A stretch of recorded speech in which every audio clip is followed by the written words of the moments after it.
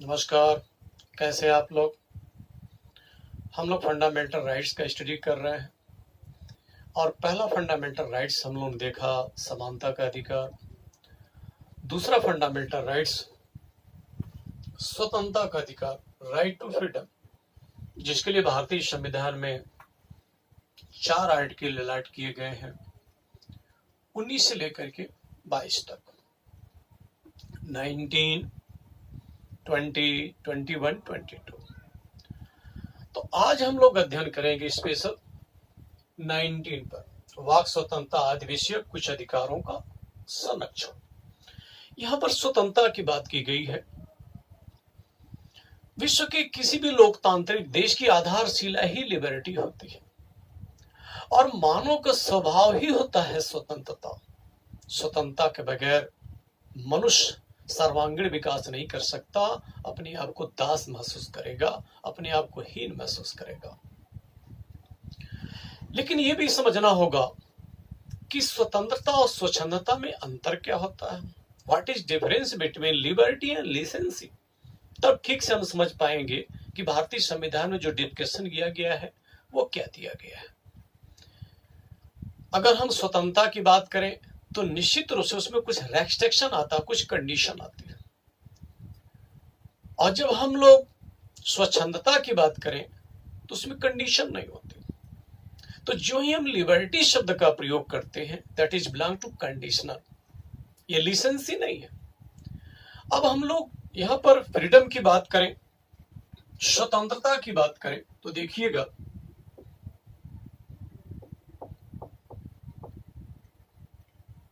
स्पष्ट रूप से 2 इसमें धाराएं बनती हैं।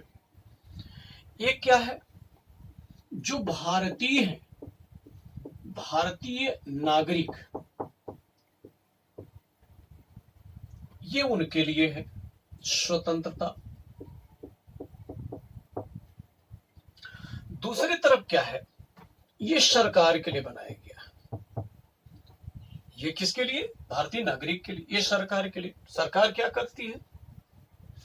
एक रेस्ट्रिक्शन लगाती है, रीजनेबल रेस्ट्रिक्शन, जो नियंत्रण स्थापित करती है। और जब तक नियंत्रण स्थापित नहीं करेगी तब तक स्वतंत्रता नहीं मिलेगी, अन्यथा वो क्या हो जाएगा? अव्यवस्था फैल जाएगी। इसीलिए अगर हम देखें भारतीय संविधान के आर्टिकल 19 के अगर हम फर्स्ट की बात करते हैं तो ये लिबर्टी की बात की गई है। और वहीं पर आर्टिकल 19 के सेक्शन 2 से लेकर के 6 तक ये क्या है? ये नियंत्रण है, ये कंट्रोल करती है सरकार। किसके लिए? ताकि लोगों की लिबर्टी मिल सके। तो जब हम लिबर्टी की बात करते हैं तो उससे ज्यादा हम लोगों को कंडीशन दिखता है, और ये कंडीशन उसी के लिए है जिससे कि स्वतंत्रता ठीक ढंग से लागू किया जा सके, लोगों को प्राप्त हो सके। अगर हम लोग भारतीय संविधान की बात करें तो 7 प्रकार की स्वतंत्रताएं विद्यमान थी, लेकिन एक स्वतंत्रता कम कर दी गई है। वो 7 स्वतंत्रताएं कौन कौन सी थी ये देखिएगा। अगर हम लोग 19 के फर्स्ट की बात करते हैं तो उसमें 7 प्रकार के स्वतंत्रताएं ABCD, ये देखिए, वाक एवं अभिव्यक्ति, वाक एवं अभिव्यक्ति, सम्मेलन,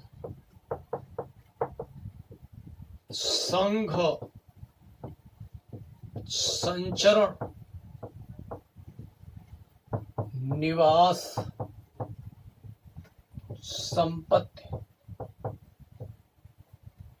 व्यवसाय।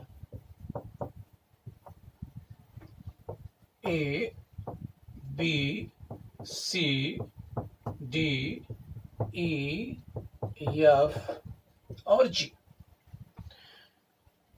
मूल संविधान में इतनी प्रकार की स्वतंत्रताएं विद्यमान थी, लेकिन एक स्वतंत्रता कम कर दी गई है।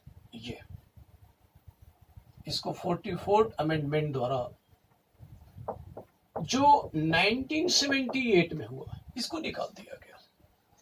तो जो 7 प्रकार की स्वतंत्रताएं हुआ करती थी, इस समय कितनी है? 6 ही स्वतंत्रताएं हैं। अब एक एक करके हम लोग इसका अध्ययन करेंगे, बड़ा आनंद आएगा। सबसे पहले आते हैं पहले वाले पर, जो कहा गया है वाक एवं अभिव्यक्ति की स्वतंत्रता। इसमें स्पीच एंड एक्सप्रेशन की बात की गई है, वो आजादी दी गई है। वाक का अर्थ बोलने से है।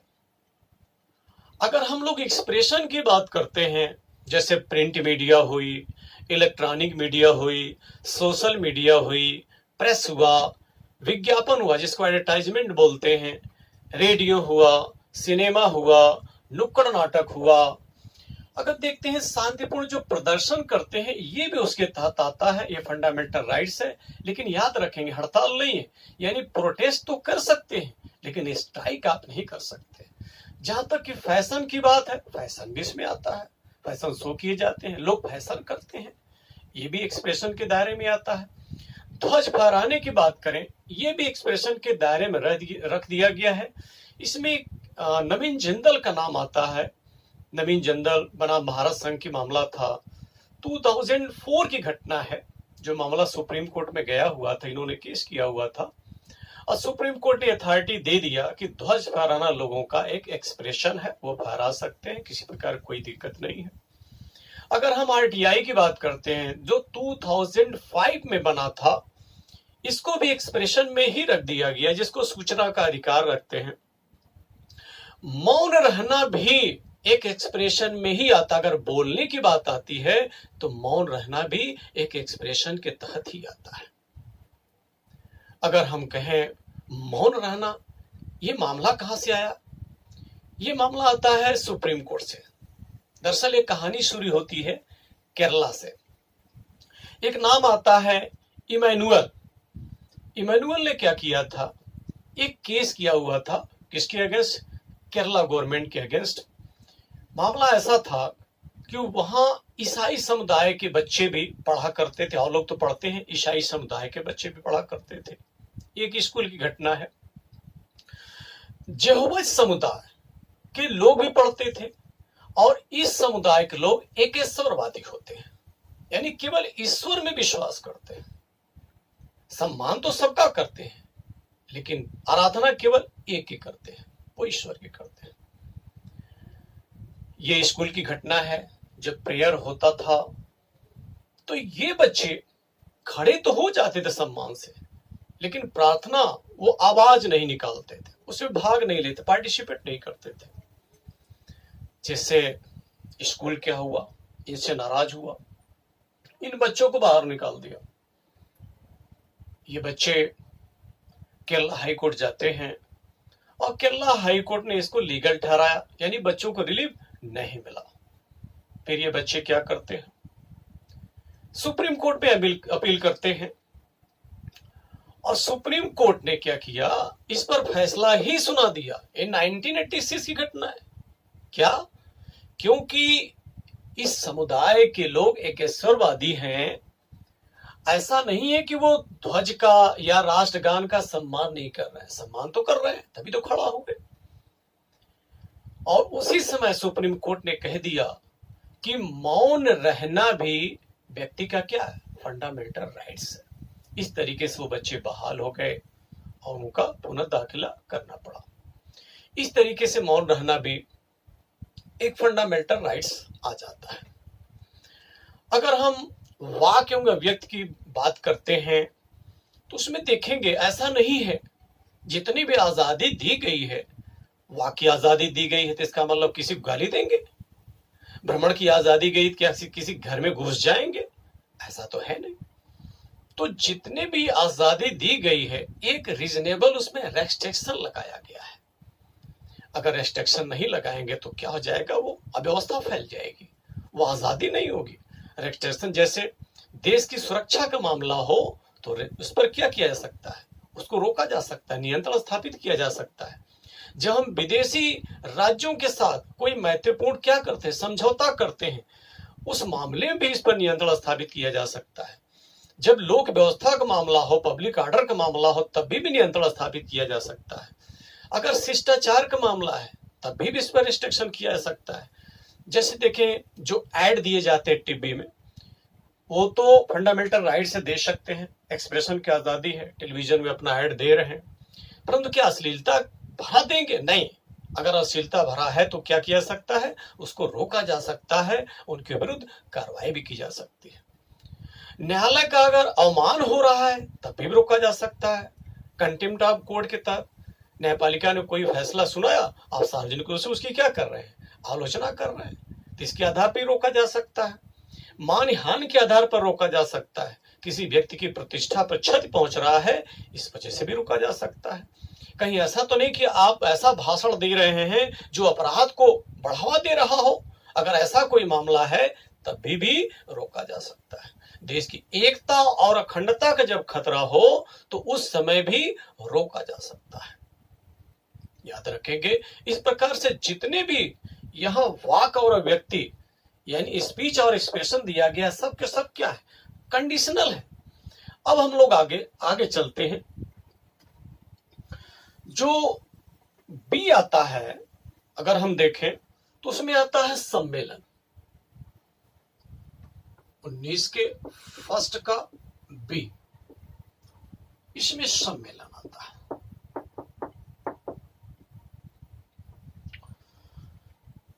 इसका मतलब क्या हुआ? कोई भी भारतीय नागरिक, याद रखेंगे ये जो आर्टिकल 19 है स्पेशल क्या है? केवल भारतीय नागरिकों के लिए। इसको याद रखें, कई बार ये सवाल पूछा जा चुका है। तो यहां पर जो भारतीय हैं अपना वो सम्मेलन कर सकते हैं, किसी प्रकार का नहीं रोका गया है। लेकिन याद रखेंगे ये सम्मेलन भी ऐसा नहीं है कि आप जो हथियार लेकर सम्मेलन कर रहे हैं, आप देशद्रोही गतिविधियों में संलिप्त होने के लिए सम्मेलन कर रहे हैं, ऐसा नहीं कर सकते। बल्कि क्या वो शांतिपूर्ण सम्मेलन कर सकते हैं, आप वेपन्स के साथ नहीं कर सकते। और इतना ही नहीं, अगर आगे देखें सम्मेलन भी कर सकते हैं, आप संगठन बना सकते हैं। अगर हम 19 के फर्स्ट का अगर सी करें तो आप संगठन बना सकते हैं, संघ बना सकते हैं। संघ बनाने की भी आजादी दी गई है। मजदूर संगठन बनते हैं, शिक्षक संगठन बनते हैं, और देखें तो उद्योगपतियों के संगठन बनते हैं, टीचर, बहुत सारे संगठन बनते हैं। संगठन आप बना सकते हैं। सहकारी समितियों का भी वर्णन इसी में किया गया है। तमाम संगठन बना सकते हैं। लेकिन याद रखिएगा, ये संगठन कहीं भी देश की एकता अखंडता के लिए खतरा नहीं पैदा होना चाहिए, देश की शांति के लिए खतरा नहीं पैदा होना चाहिए। परंतु याद रखेंगे, दो लोग संगठन नहीं बना सकते। कौन? एक तो डिफेंस के लोग, सेना और वेश्या, ये संगठन नहीं बना सकते। डिफेंस के लोग संगठन बना लेंगे तो बहुत बड़ी समस्या आ सकती है, क्योंकि जनप्रतिनिधियों की वैल्यू क्या हो सकती है? कम हो सकती है, और यहां तानाशाही स्थापित हो सकती है। तो हमारा देश डेमोक्रेटिक कंट्री है, जो देश के नेता है वो चुन के चाहते हैं जनता द्वारा, उनकी सॉवरेंटी बनी रहे, सुप्रीमेसी बनी रहे। ये सेनाओं का कहीं ऐसा न हो यूनियन बना करके वो कब्जा कर लें, इसीलिए इनको यूनियन बनाने की अथॉरिटी नहीं दिया गया है। वेश्याओं को भी नहीं दिया गया है, क्योंकि हमारे यहाँ वेश्यावृत्ति मान्यता है ही नहीं है। संविधान द्वारा क्या किया गया? प्रतिषिद्ध किया गया है। इसलिए ये भी लोग भी संगठन नहीं बना सकते। अब हम लोग आते हैं 19 के फर्स्ट का डी। ये कहा गया है भारत में अबाध संचरण। इसका अर्थ क्या हुआ? कि भारत के लोग भारत में कहीं भी आ जा सकते हैं, किसी प्रकार की कोई रोक टोक नहीं है। ये भारतीयता का बोध कराता है, ये देश को जोड़ने का काम करता है, एक दूसरे के साथ लोग जुड़े रहें। इसलिए संविधान निर्माताओं ने पूरी तरीके से ये प्रावधान कर दिया था, जब एक दूसरे के यहां जाएंगे तो जुड़ेंगे लोग, देश की एकता अखंडता के लिए खतरा नहीं बनेगा, बल्कि एक सहयोग का भाव बनेगा। इस तरीके से अबाध संचरण, भारत में घूमने के लिए कहीं भी आपको वीजा और पासपोर्ट की जरूरत नहीं पड़ेगी। लेकिन ये क्या डोमेस्टिक है, ये घरेलू के लिए। अगर आप विदेश जाते हैं उसके लिए आर्टिकल बदल जाती है, उसके लिए 21 हो जाती है। उसका अध्ययन हम लोग डिटेल करेंगे। इस तरीके से प्रावधान किया गया है। अगर हम लोग आगे आते हैं, ई वाक सम्मेलन संघ संचरण निवास। अब आ जाता है निवास, यानी भारत में कहीं भी आप निवास कर सकते हैं। ये कहां से प्रोटेक्शन मिला हुआ है? 19 के फर्स्ट के सेक्शन ई से मिला हुआ है। लेकिन याद रखेंगे इसमें कुछ रेस्ट्रिक्शन भी है। जैसे जम्मू कश्मीर में पहले जम्मू कश्मीर के बाहर वाले नहीं बच सकते थे। कब? जब वहां पर 370 लागू था तब। जम्मू कश्मीर से 370 समाप्त कर दिया गया है। इस तरीके से अब क्या हो गया? भारत में कहीं भी निवास हो गया, अर्थात आप लोग जम्मू कश्मीर में जा करके भी जमीन खरीद सकते हैं और रह सकते हैं। अब कोई रेस्ट्रिक्शन नहीं है। हाँ, एक बात का गौर करना है कि कुछ आदिवासी क्षेत्र हैं, वहां की सरकारें चाहे तो कंडीशनल इसमें बसने की आजादी दे सकते हैं, शर्त लगा करके दे सकते हैं। क्यों? क्योंकि आदिवासी के सुरक्षा के लिए इस प्रकार का प्रावधान किया गया है। जहां तक कंडीशन की बात आई, थोड़ा सा मैं बता देता हूं। जैसे कहा गया अबाध संचरण और यह निवास, दोनों को लिंक करके देख लेते हैं, एक साथ समझ में आ जाएगा। कहा गया भारत में अबाध संचरण और भारत में कहीं भी निवास की स्वतंत्रता। लेकिन इसमें कंडीशन क्या है? हो सकता है कि प्रोहिबिटेड एरिया हो, वो सुरक्षा के दृष्टिकोण से बड़ा महत्वपूर्ण हो, तो वहां भ्रमण करके आप जा भी नहीं सकते और वहां आप रह भी नहीं सकते। या ऐसा भी हो सकता है जो ट्राइबल एरिया है, सरकार ने ट्राइबल एरिया घोषित किया हुआ है, प्रोहिबिटेड एरिया घोषित कर दिया है, और वहां भी आप न तो भ्रमण करके जा सकते हैं और न तो निवास कर सकते हैं।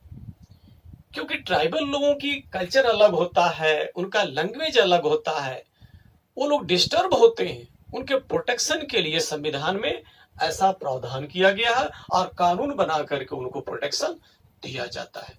खास करके अंडमान निकोबार, वहां बहुत लोग जाने की कोशिश करते हैं, लेकिन वहां प्रोहिबिटेड एरिया क्षेत्र घोषित किया गया है, उस क्षेत्र में नहीं जा सकते। एक अमेरिकी पत्रकार ने जानबूझ करके बदमाशी किया, जबकि प्रोहिबिटेड एरिया था, चला गया। नतीजा क्या हुआ? वो आदिवासी बेल्ट वाले मिलकर इनको मार डाले। तो याद रखेंगे, अगर जाना है तो गृह मंत्रालय से रिकमेंडेशन लेना पड़ेगा, अन्यथा आप नहीं जा सकते। इस प्रकार का उनके लिए प्रोटेक्शन बनाया गया है। अगर हम आगे आते हैं, 19 का फर्स्ट का अगर हम देखें, या ये प्रॉपर्टी की बात की गई है, संपत्ति की बात की गई है। लेकिन हम लोग जानते हैं इसको 44वां संविधान संशोधन द्वारा जो 1978 में हुआ, इसको यहां से निकाल दिया गया। अब आता है व्यवसाय, अगली आर्टिकल हो जाएगी 19 का फर्स्ट का जी, व्यवसाय, यानी कोई भी प्रोफेशन आप कर सकते हैं, ये छूट दी गई है। लेकिन याद रखेंगे इसमें भी कंडीशन है। कैसी कंडीशन है? जैसे मान लीजिए आप डॉक्टर का प्रोफेशन चुनते हैं और आपके पास डिग्री ही नहीं है, आप गेहूं काटते हैं, आप धान काटते हैं और चले क्या पेट काटने, तब तो हो गया काम। इस तरीके से कोई प्रोफेशन, उसके लिए डिग्री भी सरकार बना सकती है। वो डिग्री रहेगी तभी आप प्रोफेशन कर सकते हैं, जिसको लाइसेंस व्यवस्था बोलते हैं। तो इस तरीके से यहां भी एक रेस्ट्रिक्शन बनाया गया है। और साथ में ये भी देखना पड़ेगा जितनी भी स्वतंत्रताएं दी गई हैं सब के सब क्या है, एक रीजनेबल रेस्ट्रिक्शन के तहत है, जिसको बोलते हैं क्या, युक्त निर्बंधन। ये युक्त निर्बंधन क्या होता है, इसको थोड़ा समझने का प्रयास करिएगा, जिसको रीजनेबल रेस्ट्रिक्शन बोलते हैं। इस पर देखेंगे, युक्त निर्बंधन पर कोई भी निश्चित नियम नहीं बनाया जा सकता, एक सामान्य नियम बनाया जा सकता है, और ये परिस्थितियों पर ऊपर डिपेंड करता है कि किस समय अपराध हुआ, किस समय अपराध नहीं हुआ। इसका फैसला कौन सुनाएगा, जुडिशरी सुनाएगी। जैसे उदाहरण से देखिए, अच्छी तरीके से समझ में आ जाएगा, इसको अन्यथा मत लीजिएगा। जैसे मान ले डॉक्टर आप जानते हैं, पेशेंट मेल हो चाहे फीमेल हो, वो पूरे शरीर को छू देता है, वो अपराध नहीं माना जाता, क्योंकि उस समय क्या है, वो परिस्थितियां हैं। वो ऑपरेशन भी कर देता है, हाथ भी काट देता है अगर कैंसर हो गया हो तो। और मान लीजिए किसी कैंसर न हो, कोई बीमारी नहीं, तो हाथ काट दे, तब क्या होगा, समस्या हो जाएगी। कोई पेशेंट है ही नहीं है, वो क्या किया, स्टेथोस्कोप लगा के चेक करना शुरू कर दिया, तब तो मान्य नहीं है। अगर और देखें, जैसे मान ले मेल और फीमेल, क्या ऐसा कोई कानून बना सकते हैं कि इनके बीच दूरी कितनी होनी चाहिए? अपरिचित है, परिचित नहीं है, आप नहीं बना सकते, आप बना के देखिए, नहीं बना सकते। थोड़े समय के लिए मान लीजिए 6 इंच की दूरी मान लेते हैं, मेल फीमेल के बीच 6 इंच की दूरी होना चाहिए। मैंने कहा कानून नहीं बना सकते, परंतु बना के देखिए। मान लीजिए कहीं मैदान है, कोई लड़की खड़ी है, तो क्या 7 इंच की दूरी पे जाके खड़ा हो जाएंगे? क्या ये माना जाएगा, उचित है? देखने से कैसा लग रहा, अजीब लग रहा है, लड़की खड़ी, पीछे जाकर खड़े हो गए, बड़ा अजीब लग रहा है, आपको भी समझ में आ रहा है। और 6 इंच का नियम कानून नहीं बना सकते, 1 फुट का भी नहीं बना सकते, 2 इंच का भी नहीं बना सकते। मान लीजिए बस में लोग चढ़े, मेल फीमेल कोई भी हो सकता है, और वहां भीड़ रहती है, अगर आपने 2 इंच का भी नियम बनाया है तो भी नहीं बना सकते। क्यों? ड्राइवर ने ब्रेक मार दिया, समझ रहे हैं, तो वो क्या हो गया, पूरी की पूरी दूरी क्या हो गई, मिट गई। अगर ये कह दिया जाए कि जो नियम बनाया गया है 6 इंच से कम दूरी होगा तो जेल हो जाएगा, तो बताइए, इस तरह जेल में ही जाते रहेंगे लोग। तो ये कंडीशन देखा जाएगा, परिस्थितियां देखा जाए, क्या परिस्थिति है, परिस्थितियों के ऊपर डिपेंड करता है। एक और उदाहरण से देखिए, मान लीजिए कोई लड़की डूब रही है और आप बचाने चले गए, आपको लगता है कि वो मर रही है, उसको ऑक्सीजन की कमी है, तो कई बार ऐसा होता, देखे भी होंगे, मुंह से ऑक्सीजन दे देते हैं, और वो क्या हुआ, उस समय सही माना जाएगा। लेकिन मान लीजिए कोई स्नान कर रही है लड़की, और आप ऑक्सीजन देने लगे उसको निकाल करके, तो समझ सकते हैं कितना बड़ा अपराध होगा ये। तो इस तरीके से ये देखेंगे, इस पर कोई निश्चित नियम नहीं बनाया जा सकता, इस पर सामान्य नियम बनाया जा सकता है। ये रीजनेबल जो रेस्ट्रिक्शन है, यानी युक्त निर्बंधन है, इसकी व्याख्या कौन करेगा, कंडीशन कौन देखेगा, जुडिशरी देखेगी। इस प्रकार से प्रावधान किया गया है। और अगर हम देखें, जितने भी ये फंडामेंटल राइट्स है, सब के सब क्या है, कंडीशनल है, ये भी कंडीशनल है। अगर हम देखें, लिबर्टी की बात करते हैं, जब भी राष्ट्रीय आपात घोषणा होगा तो याद रखेंगे, राष्ट्रीय आपात यानी 352 की घोषणा होते ही ऑटोमेटिक 358 लागू हो जाता है, और आर्टिकल 19 स्वतः क्या हो जाएगा, स्थगित हो जाएगा। समाप्त शब्द कहीं मत बोलिएगा, स्थगित हो जाएगा। यानी फंडामेंटल राइट समाप्त तो नहीं किया जा सकता, स्थगित किया जा सकता है। और आगे चल करके हम लोग देखेंगे कि 20 और 21 इसको स्थगित भी नहीं किया जा सकता। इसका डिटेल हम लोग अध्ययन करेंगे। तो ठीक है, धन्यवाद, बड़ा आनंद आएगा, देखते रहिएगा, रिवाइज कर लीजिए आप लोग।